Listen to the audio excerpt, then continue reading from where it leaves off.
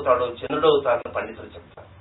మరి ఇంద్రుడైనా చంద్రుడైనా మరొకరైనా చివరికి కీర్తివంతమైనటువంటి రీతిలో ముందుకు వెళ్ళాడా, లేక అపకీర్తిని మూట కట్టుకుని ముందుకు వెళ్ళాడా?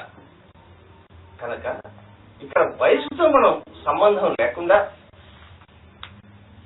ఈ పరిహారాలలో 8 రకాల పరిహారాలంటూ చెప్తున్నాం గనక ప్రతి ఒక్కరు కూడా కొన్ని నిర్ణయాలంటూ తీసుకోవాలి. తల్లిదండ్రులు వారికి బిడ్డలు కలగక ముందా కలిగిన తర్వాత అనే విషయాన్ని, బిడ్డలు కలగక ముందా కలిగిన తర్వాత నిర్ణయాలు తీసుకోవాలనే విషయాన్ని ఇప్పుడు కాల సిద్ధంగా ఉంటారు, వారితో మాట్లాడి ఆ తర్వాత మనం ముందుకు వెళ్తాం. మొదటి కాలర్ సిద్ధంగా ఉన్నారండి. నమస్తే అండి, గ్రహబలం కార్యక్రమానికి స్వాగతం. మీ పేరు? హలో హలో హలో హలో కొంచెం గట్టిగా మాట్లాడండి. మీ పేరు చెప్పండి. హలో హలో మాట్లాడండి. మాట్లాడాలి, కాల్ వస్తుంది, మాట్లాడండి. నమస్తే అండి. Hello hello okay. సిద్ధాంత్ గారు మీరు చెప్పారు కదా, బిడ్డలు కలగక ముందా కలిగిన తర్వాత అలా చెప్పారు కదా, నిర్ణయాలని చెప్పారు కదా, మరి నిర్ణయాలు ఏంటో చెప్తారా? ఓకే. రాజయోగ పరిహారాల పట్టికలో విశేషమైనటువంటి వివరాలు ఉంటాయి. ఒక్కొక్కసారి ఇదంతా విన్న తర్వాత పరీక్షకుల్లోనే ఒక సంగీత వస్తుంది. సిద్ధాంత్ గారు 8 రకాలైనటువంటి కేటగిరీలు చెప్పారు. పరిహారం ఈ రోజు రేపో 4 రోజుల తర్వాత అయినా చెప్తారు. ఇప్పుడు మనం ఏం ఆచరించాలి? మన అబ్బాయికి వివాహం చేశాం, అమ్మాయికి వివాహం చేశాం. అమ్మాయి న్యూయార్క్ లో ఉంది, అబ్బాయి జెకోస్లోవేకియాలో ఉన్నారు. మనమే ఇల్లు కట్టుకుంటున్నాం, చక్కగా ఉన్నాం, రిటైర్ అయిపోయినాం, డబ్బు బాగా ఉంది. జాతకాలు చూస్తే మన స్థితి అంతా బాగా ఉందని చెప్తున్నారు. మరి మనం ఏ పరిహారం పాటించాలి అంటే, ఈ పరిహారాల్లో 1వ స్థానంలో ఆనిముత్యాలు అని మనం చెప్పుకున్నాం. పండ్లు పులిసిపోతుంటాయి, విషయాలు చెబుతుంటే అలాంటి పిల్లలు మా పిల్లలు అని మనం ఘనంగా చెప్పుకుంటూ ఎలాంటి పరిహారం చేయకుండా కామ్గా ఉండాలనా?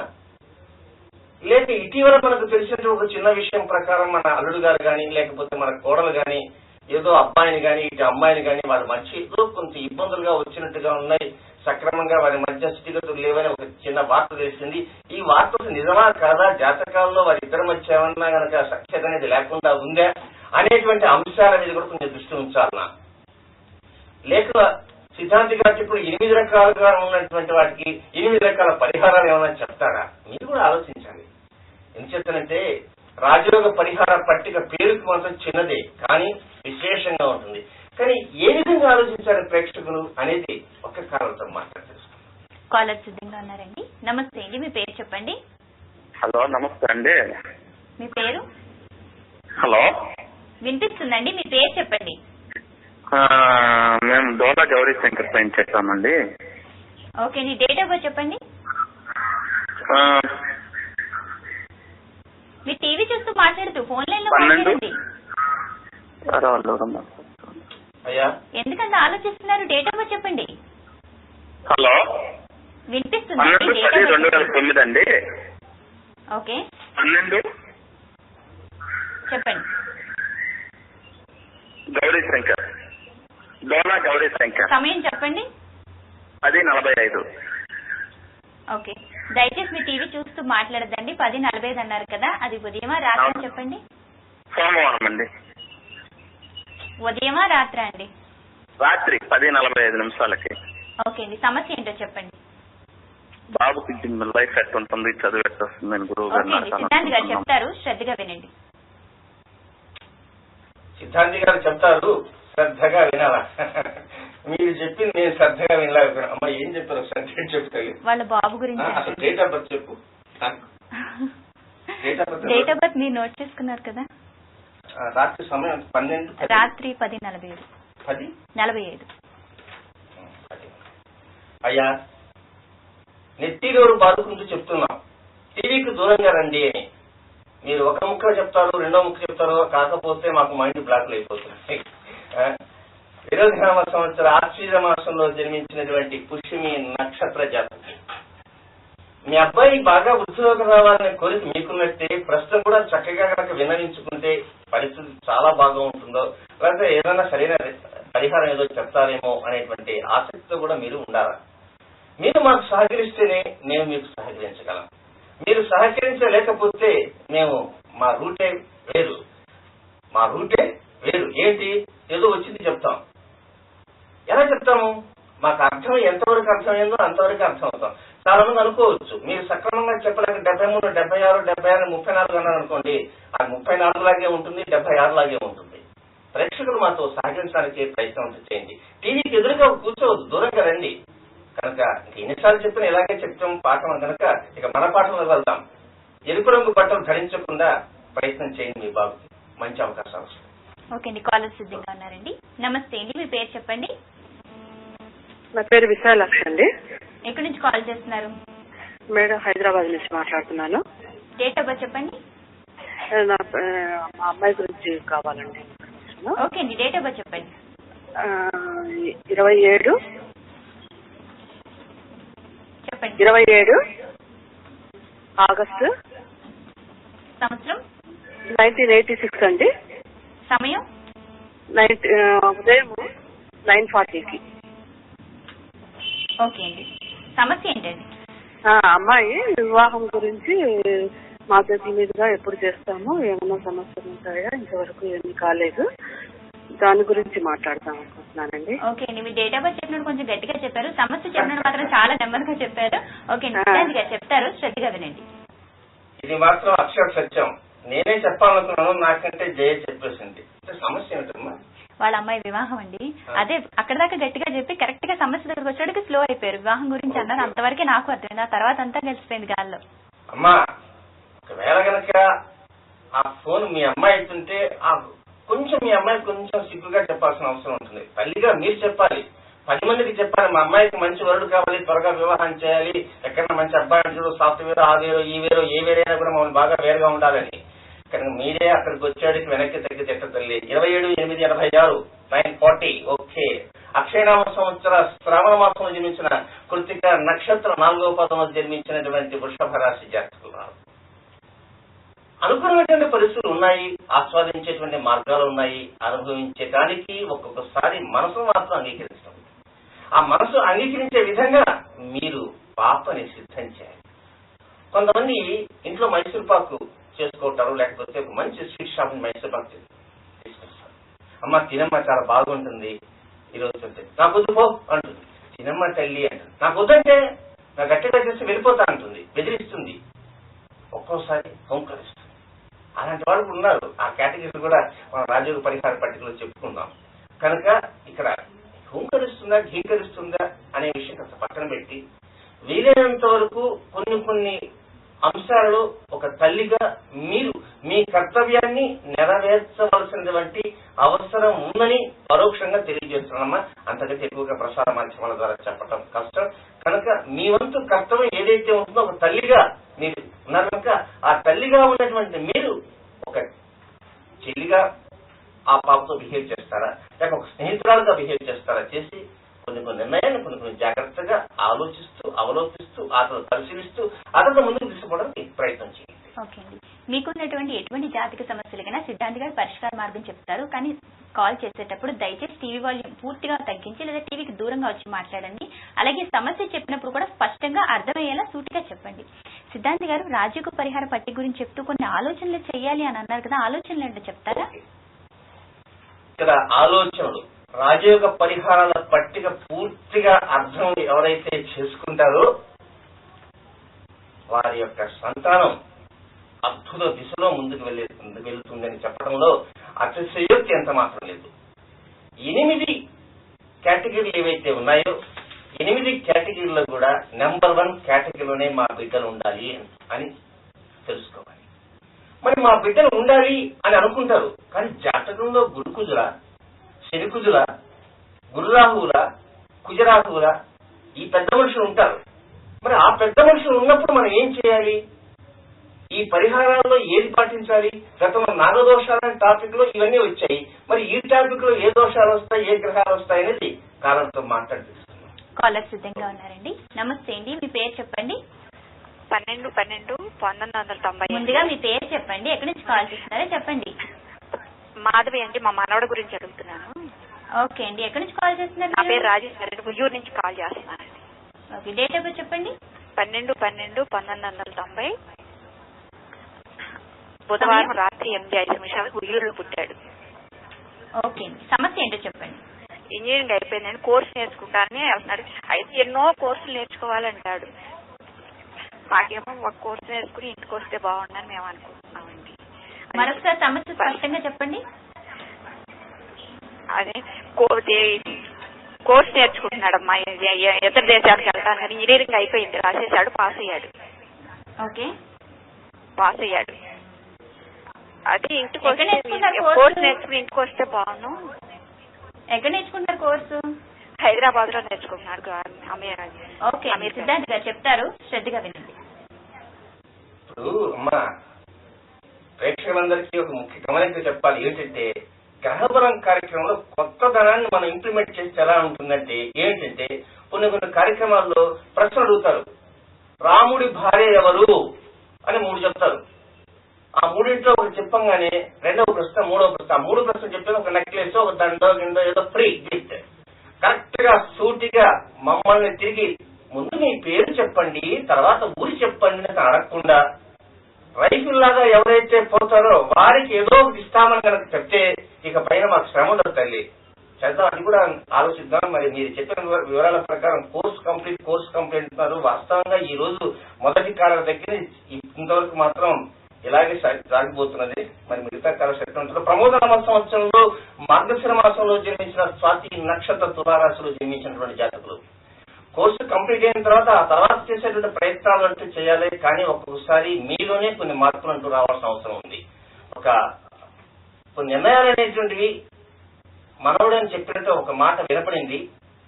కానీ మీరు చెప్పిన వివరాలకి తాను గనక చెప్పే వివరాలకి నక్కకి నాగలోకానికి ఉన్న తేడా ఉంటుంది. అంటే మీరు చెప్పినట్టు తాను వినకపోవచ్చు, తన ఆలోచనలు తాను ముందుకు తీసుకుని వెళ్ళాలనేటువంటి పట్టుదలతో ఉండొచ్చు. కనుక మంచి నిర్ణయాలు తీసుకోవడానికి, తనంతట తానుగా నిర్ణయాలు తీసుకుని ముందుకు వెళ్ళడానికి అవకాశాలన్నీ కూడా ఈ సంవత్సరం అక్టోబర్ నెల చివరి వారం నుంచి ప్రారంభమవుతాయమ్మా. ఎరుపు రంగు బట్టలు ధరించకుండా జాగ్రత్తలు తీసుకోండి. సిద్ధాంత్ గారు, ఆవిడ మాటలను బట్టి నాకు ఏమర్థమైందంటే వాళ్ళ మనవడు హైదరాబాద్ లో కోర్స్ చేస్తున్నాడు, అక్కడే సెటిల్ అయిపోవాలనుకుంటున్నాడు. కానీ ఆవిడకి అలా కాదు, తిరిగి వచ్చేస్తే బాగుండు అని ఉంది. కానీ అది చెప్పడం రావటం లేదండి, అది విషయం. అదే ఇప్పుడు ఇంకొకటి, ఆ కోర్స్ చేసి తిరిగి రావాలా? కోర్స్ చేసి తిరిగి వస్తే సపోజ్ ఒక పల్లెటూరులో ఉంటారు, కోర్స్ చేసి తిరిగి వస్తే ఏం చేస్తారు? పల్లెటూరులో ఏముండదు. కోర్స్ చేసిన తర్వాత అబ్బాయికి మంచి ఉద్యోగం వచ్చి మమ్మల్ని బాగా చూసుకునే రీతిలో ఉండాలా? వాళ్ళ స్థాయికి తగిన మాట్లాడుతున్నారు, లేక ఏదో చెప్పలేకపోతున్నారు. వీలైనంత వరకు ప్రతి ఒక్కరూ సహకరించడానికి ప్రయత్నం చేయండి అమ్మా. సిద్ధాంత్ గారు, అలాగే టాపిక్స్ అని అన్నారు కదా, ఏంటండి ఆ టాపిక్స్? సంతానం గురించి చెప్తూ. ఇక సంతానానికి సంబంధించిన విషయాల్లో ప్రతి ఒక్కరూ అనుకుంటారు, నేను ఒక పెద్ద పండితుడినే అని కొంతమంది అనుకుని, నేను ఎంత పండితుడినో మా బిడ్డలు కూడా అంత పండితులుగా ఉండాలి. నేను ఒక పెద్ద పోలీస్ ఆఫీసర్ని, మా బిడ్డలు పోలీస్ ఆఫీసర్ వద్దు అనుకుంటారు. ఎందుచేత వారికి కొన్ని ఆలోచనలు ఉంటాయి. లేదా ఒక రైతు ఉంటాడు, నేను జీవితకాలం అంతా కూడా నా కష్టించాను, నా కడుపున పెట్టిన బిడ్డలు మాత్రం ఈ కోవలు ఉండకూడదు. మరొక రకంగా అనుకుంటారు. ఇక్కడ మన జాతకాల మీద మనం బేస్ కావాలన్నా, పరిహారాల మీద బేస్ కావాలన్నా, జాతకాల్లో గురుకుజులు కలవటము, కుజరాహులు కలవటము, ఇక్కడ సంతాన స్థానంలో ఉన్నటువంటి దోషాలంటూ ఉన్నాయి. ఈ సంతాన స్థాన దోషాలు అనేకం ఉన్నాయి. ఇప్పుడు రాజయోగ పరిహార పట్టిక అనేటువంటి విషయాన్ని కాసేపు పక్కన అట్లా పెట్టేద్దాం. కాసేపు పక్కన పెట్టేసి కొంత ఫ్లాష్ బ్యాక్ లోకి వెళ్లి ఆ తర్వాత పట్టిక మెరుగుతాం. ఏమిటా ఫ్లాష్ బ్యాక్? ప్రతి ఒక్కరు కూడా జాతక చక్రాల్లో పంచమ స్థానమే సంతాన స్థానం, సంతానము. సరే, ఇక్కడ ప్రేక్షకులు ఆలోచించండి, పండితులు కూడా ఆలోచించాలి. జన్మ లగ్నం నుంచి 5వ స్థానం సంతానం అనుకున్నాం కదా. ఒక వ్యక్తికి 4 సంతానం ఉన్నారు, 3 అబ్బాయిలు, 1 అమ్మాయి. ఈ సంతానం అన్నప్పుడు 5వ స్థానం నలుగురిని గురించి చెబుతుందా, లేక ఒక్కరి గురించి చెబుతుందా? కొంతమంది అనుకోవచ్చు సంతానం అంటే సంతానం గురించి చెబుతుంది. ఓకే, మీ సంతాన స్థానంలో దోషం ఉంది అన్నప్పుడు ఆ నలుగురికి ఉంటుందా దోషము, ఒక్కరికే ఉంటుందా? ఆలోచించండి, మెదడుకి బాగా పదును పెట్టాలి. గ్రహబలం కార్యక్రమంలో వింటున్న ప్రతి ఒక్కరు కూడా జాతకాలు ఎవరికి పార్టీ వారే కోర్సులు చేయకుండా నేర్చుకోవాల్సిన స్థితి మనం కల్పించబోతున్నాం. ప్రత్యేకంగా ఆ కోర్సుని ఈ కోర్సుని మనం డిస్టెంట్ ఎడ్యుకేషన్ ద్వారా వెళ్తుంటారు కానీ ఏమి రాదు.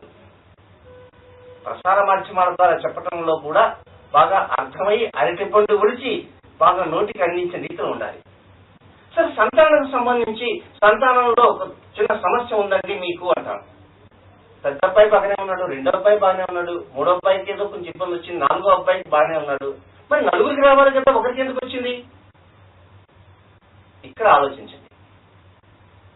సరే, సంతానం ఉన్నప్పుడు నలుగురు ఉన్నప్పుడు రెండవ అబ్బాయి కొంచెం విద్య లేకుండా ఒక పశువులాగా ప్రవర్తిస్తూ ఉంటాడని ముందే చెప్పగలమా?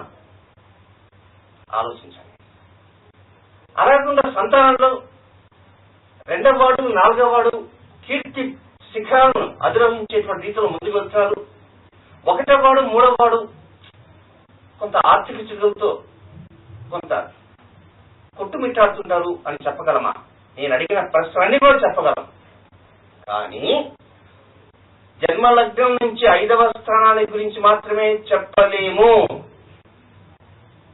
ఎందుచేతనంటే జాతకాలలో జన్మలగ్నం ఏదైతే ఉంటుందో అది మొదటి స్థానం, రెండవ స్థానం కుటుంబ స్థానం, ఆర్థిక స్థానం, వాక్స్థానం, నేత్ర దంత. అంటే రెండవ స్థానాల గురించి వాగ్ధోరణి ఎలా ఉంటుంది, అలాగే ఆర్థిక స్థితి ఎలాగా ఉంటుంది, కుటుంబం ఎలా ఉంటుంది, విజన్ నేత్ర స్థితి ఎలా ఉంటుంది, ఇవన్నీ రెండవ స్థానం. మూడవ స్థానం వచ్చి సోదర స్థానం. ఆ మూడు చెప్పాలని ఇంత కథ చెప్పాలి. మూడవ స్థానం భాతృస్థానం. జన్మలగ్నం నుంచి మూడవ స్థానాన్ని సోదర లేక సోదరి భాతృస్థానం అని చెప్పుకున్నట్లే ఏదైతే మీ యొక్క జన్మలగ్నంలో 5వ స్థానం సంతానం ఉంది కనుక ఆ సంతాన స్థానానికి లెక్కేసుకుని 5 నుంచి 3వ స్థానం 5, 6, 7. 5 ప్రథమ సంతానం, 7 ద్వితీయ సంతానం. 7వ స్థానానికి మళ్ళా 3 కలుపుకుందాం. 7, 8, 9వది తృతీయ సంతానం. ఆ విధంగా 5వ స్థానాల గురించి సంతానం తెలుసుకుంటాం. 7వ స్థానం నుంచి 2వ సంతానము మరియు భార్యా విషయాలు తెలుసుకుంటాం. 9వ స్థానాల గురించి 3వ సంతానము మరియు తండ్రి స్థానం తెలుసుకుంటాం. కనుక వివరాల్లోకి మనం వెళ్తే ఈ రాజయోగ పరిహార పట్టికలో ఇప్పుడు మన పేపర్లోకి ఇటొద్దాం. ఫ్లాష్ బ్యాక్ నుంచి సంతానం అనేటువంటిది ప్రథమ సంతానమా, ద్వితీయ సంతానమా, తృతీయ సంతానమా, మీకు ఎంతమంది పిల్లలు ఉన్నారు అని ముందు మనం తెలుసుకోవాలి. మనం పరిహార పట్టిక పాటించే సమయంలో 8 కేటగిరీలు చెప్పినప్పుడు 8 కేటగిరీలు ఏ కేటగిరీ పాటించాలి? పెద్దవాడి కోసం పాటించాలా, రెండవాడి కోసం పాటించాలి? మాకు ముందు ఒకే ఒక సంతానం అండి, ఒకే ఒక సంతానం కనుక ఈ పరిహారం పాటించవచ్చు అని మనం చెప్పచ్చు. ఒకవేళ 3 సంతానం ఉంటే అప్పుడేం పాటించాలి? ఒకవేళ 4 ఉంటే ఏం పాటించాలి? 2 పెద్ద భార్యకు ఉంటారు, మరొకరు చిన్న భార్యకు ఉంటారు, అప్పుడేం పాటించాలి? లేకపోతే పిల్లలు కలగలే, దత్తు తీసుకుంటారు, దత్తు తీసుకున్న తర్వాత బిడ్డ కలిగాడు, అప్పుడేది పాటించాలి? ఇలాంటి వివరాలు కూడా ఉన్నాయి. దత్తు తీసుకునేది పాటించాలి, దత్తు తీసుకున్న తర్వాత కలిగితే ఏం పాటించాలి, ఈ దత్తు స్వీకార సమయంలో ఏం పాటించాలి, ఇది ఒక పెద్ద టాపిక్. కాలర్తో మాట్లాడి దత్తత విషయం గురించి మరికొన్ని విషయాలు చెప్పుకుందాం. కాలర్ సిద్ధంగా ఉన్నారండి. నమస్తే అండి, మీ పేరు చెప్పండి. నమస్కారం అమ్మా, నా పేరు దామోదర్ అండి. ఎక్కడి నుంచి కాల్ చేస్తున్నారు? చిత్తూరు నుంచి అమ్మా. నా డేట్ ఆఫ్ బర్త్ వచ్చేసి 23/6/1973. సమయం వచ్చి ఉదయం 5:30కి శనివారం అమ్మా. ఓకే అండి. సమస్య ఏంటండి? సమస్య వచ్చి ఇప్పుడు నాది కొంతమంది కుంభరాశి అంటున్నారు, కొంతమంది మీన రాశి అంటున్నారు. గురువు గారిని అడిగి తెలుసుకుంటామనేసి అట్లే నేను సొంత ఇల్లు కట్టుకుంటానా కట్టుకోలేనా, ఈ 2 సమస్యలు గురుగారి దగ్గర నుంచి నాకు పరిష్కారం కావాలి. ఓకే అండి, తప్పకుండా తెలుసుకోవచ్చు. చాలా చక్కగా మాట్లాడారు. సిద్ధాంత్ గారు చెప్తారు, శ్రద్ధగా వినండి. ఇంకా మాకు కీ తిప్పారండి, వదిలేశారు, ఇంకా మేము చూసుకుని వెళ్తాం. ప్రతి ఒక్కరు అట్లా కీ తిప్పేసి వదిలేయాల. కీ తిప్పకుండా మీరు కీ తిప్పుకుంటూ కూర్చుంటే ఇది ముందుకు వదలదు. కనుక కీ తిప్పారండి. ప్రమాదిత్యనామ సంవత్సరంలో జ్యేష్ఠ మాసంలో జన్మించినటువంటి పూర్వాభాద్ర నక్షత్రం 3వ పాదం 4 కానే కాదు. పూర్వాభాద్ర నక్షత్రం 3వ పాదం కుంభరాశిలో జన్మించినటువంటి జాతకులే తప్ప పూర్వాభాద్ర నక్షత్ర 4వ పాదంలో జన్మించినటువంటి మీనరాశి జాతకులు మీరు కానే కాదు. కనుక ఈ మీరు అడిగిన ప్రశ్నకు సమాధానంగా అన్ని అనుకూల పరిస్థితులన్నీ కూడా ఈ సంవత్సరం ఒక డేట్ నుంచి ప్రారంభం కాబోతున్నాయి. ఎప్పుడు ఆ డేట్? నవంబర్ 27వ తేదీ 2012 నవంబర్ 27వ తేదీ నుంచి ప్రారంభం కాబోతున్నాయండి. కనుక మీరు కుంభరాశి జాతకులుగానే వ్యవహరించండి, కుంభరాశి ఫలితాలనే చూసుకోవడానికి ప్రయత్నం చేయండి. పూర్వాభాద్ర నక్షత్ర 3వ పాదమే మీది, మీ రాశికి అధిపతి శని, మీది 4వ పాదం మీన రాశి మాత్రం కానే కాదు. శుక్రవారం, సోమవారం, బుధవారం ఈ 3 వారాలు కాకుండా మిగిలిన వారాలకి ప్రాధాన్యత ఇవ్వడానికి ప్రయత్నం చేయండి. సిద్ధాంత్ గారు, మరి దత్తత గురించి వివరాలు చెప్తానన్నారు కదా, చెప్తారా? ఇప్పుడు దత్తు తీసుకునే వారు ఉంటారు కొంతమంది. రాజయోగ పరిహార పట్టికలో చెప్తున్న వివరాలను బట్టి, గ్రహబలం కార్యక్రమంలో చెప్తున్నటువంటి గ్రహాల యొక్క కదలికలు, ఆ కలయికలు, ఈ కలయికలు వివరాలను బట్టి దత్తు తీసుకునే సమయంలో కూడా ఆ జాతకాన్ని కొంచెం పరిశీలించడానికి కూడా కొంతమంది ప్రయత్నం చేస్తుంటారు. ఎందువల్ల తెలుసా? ఆ అబ్బాయి మన ఇంటికి వచ్చిన తర్వాత మన పరిస్థితి ఎలా ఉంటుంది, లేదా ఆ అబ్బాయి తిరిగి పెద్దవాడైన తర్వాత తండ్రికి ఏదైనా ఇబ్బంది ఉంటుంది అని ఉంటుంది అనుకో, తండ్రి అంటే వాస్తవానికి కన్న తండ్రా లేక దత్తత తీసుకున్న తండ్రే? ఈ వివరాలు కూడా మీరు తెలుసుకోవాలి. కన్న తండ్రికి ఏదో పెద్ద ఇబ్బంది కానీ పండితులు చెప్పారు అని, కన్న తండ్రి ఎప్పుడో కనేశాడు, మనకి ఇచ్చేశాడు దత్తత, కాబట్టి మనకి ఇబ్బంది లేదు, తండ్రికి ఉంటుంది ఆ దోషం అని కొంతమంది అనుకోవచ్చు. కానీ ఆ అబ్బాయి ఏదో లేనిపోని ఒక చిన్న పని చేసిన కారణంగా ఆ తండ్రికి వచ్చింది.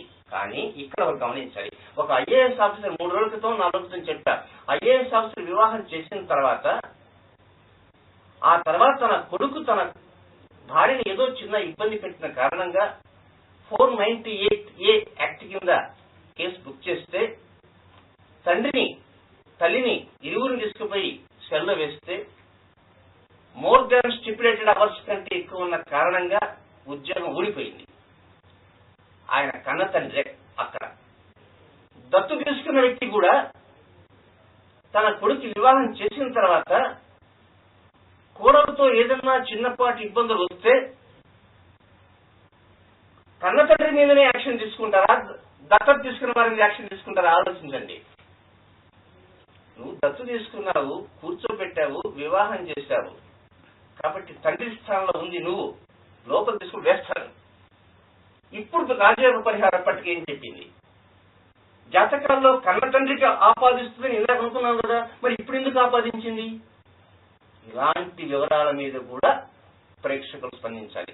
ఇన్ని ప్రశ్నలు సంధిస్తున్నానే, ఇన్ని ప్రశ్నలకు ఆన్సర్స్ ఉన్నాయా? ఉన్నాయి. అవి ఎప్పుడు వరుసగా 1 by 1 చెప్తుంటారు. ఇలాంటి ప్రశ్నలు 1,000,000 ప్రశ్నలు సంధించబోతున్నా. కనుక సంధించేటువంటి ప్రతి ప్రశ్నకు కూడా ఆన్సర్ మీరు ఆలోచించండి, నేను ఆలోచిస్తాను, పరిహారం తెలియజేస్తాను. అన్నిటికంటే మరొక ప్రశ్న సంధించబోతున్నా. వివాహం చేసుకోలే, ఇంకా చేసుకోవాలనుకుంటున్నారు, సంతాన స్థానం బాగుందా లేదా అనేటువంటి విషయం కూడా ముందు తెలుసుకోవాలి. ఎవరైతే వివాహం చేసుకోవాలనుకుంటున్నారో అలాంటి వ్యక్తులు వారి జాతకాలలో, అమ్మాయి జాతకంలో, అబ్బాయి జాతకంలో సంతాన స్థానంలో ఎలా ఉంది అనే వివరాలు మనం రేపటి గ్రహబలం కార్యక్రమంలో ముద్రించుకున్నాం. రాజయోగ పరిహార పట్టికలో కేవలం ఉపోద్ఘాతమే 10 రోజులు పడుతుందని చెప్పినా కూడా ఆశ్చర్యం. ఈ రోజు కార్యక్రమంలో ప్రేక్షకులు జాతక సమస్యలకు పరిష్కార మార్గాలతో పాటు పరిహారాల పరంపరలో భాగంగా సంతానం గురించి తెలియజేశారండి. ధన్యవాదాలు. ఈనాటి గ్రహబలం కార్యక్రమంలో మీ జాతక సమస్యలకు పరిష్కార మార్గాలతో పాటు ఎన్నో విషయాలు తెలుసుకున్నారు కదా. రేపటి గ్రహబలం కార్యక్రమంలో సంతానానికి సంబంధించి 8 కేటగిరీలు చెప్పారు కదా, ఒక్కొక్క కేటగిరీ నుంచి వివరంగా చెప్పబోతున్నారు, పరిహారం చెప్పబోతున్నారు. శ్రద్ధగా వింటూ ఉండండి, అందరికీ తెలియచేయండి, అందరూ నోట్ చేసుకునేలాగా చూడండి. ఇది ఈనాటి గ్రహబలం కార్యక్రమం. రేపటి గ్రహబలం కార్యక్రమంలో మళ్ళీ కలుద్దాం.